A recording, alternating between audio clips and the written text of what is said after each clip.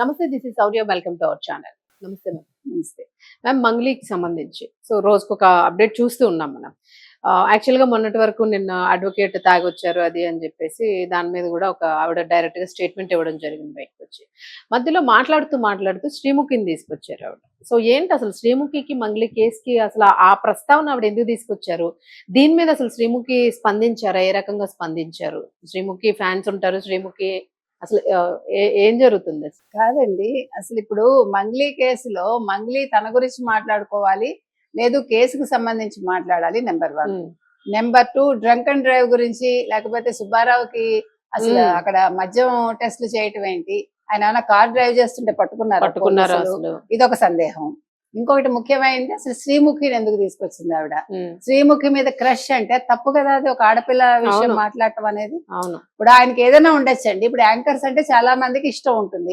మురళీ శర్మ లేడు, అనసూయ గురించి ఎట్లా మాట్లాడతాను, అది వాళ్ళ వ్యక్తిగతం. అది కానీ నీ విషయంలో నువ్వు మాట్లాడాల్సిన అంశంలో అసలు శ్రీముఖి రావడం ఏంటి? ఇవాళ శ్రీముఖి దీని మీద స్పందించాలని అందరూ అడుగుతున్నారు, ముఖ్యంగా ఆవిడ ఫ్యాన్స్. ఎందుకంటే చాలా తప్పండి, అది క్రష్ ఉంది అని చెప్పడం. దీని మీద నిన్న సుబ్బారావు కూడా వేరే ఒక ఛానల్ కి వివరణ ఇచ్చాడు.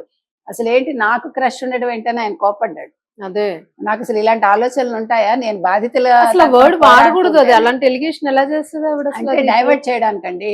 ఇప్పుడు మీకు తెలుసు, గతంలో మంగ్లీ అనే ఆవిడ ఎవరు జగన్మోహన్ రెడ్డికి పాడింది పాటలు ఎలక్షన్స్ కు ముందు. చంద్రబాబు నాయుడుకి పాడమంటే నేను పాడను, టీడీపీకి చంద్రబాబు నాయుడుకి అని క్లియర్ గా చెప్పింది. అదే మనిషి రామ్మోహన్ నాయుడుతో సింహాచలం వెళ్ళింది. ఇప్పుడు నేను అనుకోవడం, డైవర్షన్ పాలిటిక్స్ అనేవి జగన్మోహన్ రెడ్డి దగ్గర బాగా వంట పట్టించుకుంది, అందుకని ఆవిడ ఇట్లా డైవర్ట్ చేస్తోందేమో. అంటే చూసారా, ఒక పక్క పొలిటికల్ గా నాకు సంబంధం లేదు, అప్పుడు అలా రుద్దారు, ఇప్పుడు ఇలా రుద్దారు. రుద్దడం ఏంటి, ఫ్యాక్ట్ అది. ఆవిడ అన్న డైలాగ్స్ ఉన్నాయి అని అబద్ధాలు చెప్తాడు ఎవడైనా? మనకేం సత్యాలు లేండి ఎక్కడ. చాలా అమాయకంగా నేను సెలబ్రిటీని, ఏంటి సెలబ్రిటీలు మీరందరూ కూడా ప్రజలు చేస్తే సెలబ్రిటీలు, అసలు సెలబ్రిటీ అనే పదం వాడకూడదు. మంగ్లీ అనే ఆవిడ ఒక సింగర్ అంతే, ఒకప్పుడు యాంకర్ ఆవిడ, మిగతాది మనకు అనవసరం.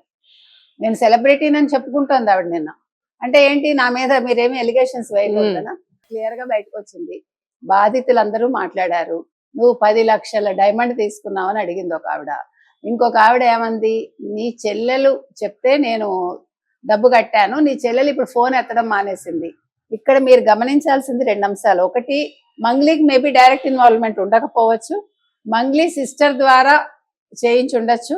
తర్వాత నిన్న తమ్ముడు ఎందుకు మాట్లాడలేదు, ఆవిడ ఈ విషయాలు మాట్లాడకుండా మా లాయర్ మాట్లాడతాడంది, మిగతా విషయాలు పరికమాల విషయాలు మాట్లాడింది. శ్రీముఖి మీద ఒక ఇది వేసి డైవర్షన్ తీసుకొచ్చింది. కాబట్టి ఇప్పుడు ఆవిడ చేయాల్సిన పని ఏంటంటే, అసలు మధు మీద ఎందుకు కేసు వేయలేదు, తర్వాత వాళ్ళ చెల్లెలు ఇన్వాల్వ్మెంట్ ఏంటి అంటే, ఒక స్టోరీ మనకు తెలిసింది కానీ మనం ఇక్కడ రివీల్ చేయాల్సిన పని లేదు. అందులో నిజాలు తెలియకుండా అంటే ఇప్పుడు కేసుని ఎట్లా హ్యాండిల్ చేస్తున్నారు అదే అర్థం కావట్లేదు. సుబ్బారావు గారు నిన్న మద్యం తాగారని టెస్ట్ చేయడం అంటే మనకు అర్థం కాలేదు. మొన్న రాత్రి ఆయన తీసుకుని ఉండొచ్చు, నిన్న పొద్దున కదా ఉంటుంది కదా, అది ఎవడు కూడా పట్టించుకోవట్లేదు సీరియస్ గా. తీసుకున్నా కూడా మార్నింగ్ ఉంటుందండి. బాధితుల తరఫున వచ్చిన వ్యక్తిని మీరు డైవర్ట్ చేయడానికి ఈ రకంగా చేస్తున్నారా? ఇప్పుడు బాధితులందరూ వచ్చారు కదా బయటికి, వాళ్ళందరూ మంగ్లీని చూసే వచ్చామని చెప్పారు. ఎందుకంటే వాళ్ళకి సంబంధించి వాళ్ళు బంజారా వాళ్ళు. తర్వాత నిన్న బంజారా అనే పదం తీయడం కూడా తప్పు. మీరు తప్పు చేశాక కులం ఎందుకు తీస్తారు? నేను ఎస్టీని, నేను ఎస్టీని, నేను మైనార్టీని. బై అవసరం లేదు, మీరు మనిషి, మీరు ఒక సింగరు అంతే. అర్థమైందా? ఇక్కడ ఆడామగా కూడా మనకి జెండర్ కూడా అవసరం లా. కాబట్టి ఇవాళ మంగ్లీ విషయంలో ఆవిడ మాట్లాడింది నేను 100కి 100 తప్పండి. అంటే మామూలుగా డైవర్షన్ పాలిటిక్స్, లేకపోతే ఆడవాళ్ళని తిట్టడం, లేకపోతే ఆడవాళ్ళ పేర్లు తీసుకురావటం వైసీపీకి, ముఖ్యంగా జగన్మోహన్ రెడ్డికి చాలా అలవాటు. ఆ అలవాటుని ఇవిడ సొంతం చేసుకుని ఇవాళ ఆ సుబ్బారావు అనే ఎవరు లాయర్ ఎవరైతే ఉన్నారో నన్ను బెదిరించాడంది కదా, ఆ లాయర్ దగ్గర కూడా అన్ని వీడియోలు ఉన్నాయి ఇవిడ మాట్లాడినవి. కాబట్టి విషయాలన్నీ బయటకు వస్తాయి.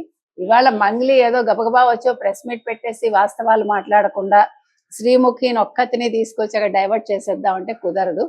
అసలు విషయాలు రావాలి. ముందు మీ తమ్ముడు ఎందుకు మాట్లాడటం లేదు, ఆ శివ అన్నవాడి మీద మీరు ఎందుకు కేసు పెట్టలేదు, ఇవన్నీ బయటికి రావాలి. ముందు శివ మీద పెట్టాలి, సుబ్బారావు మీద కాదు. బాధితుల తరఫున మంగ్లీ ఏం చేస్తుంది?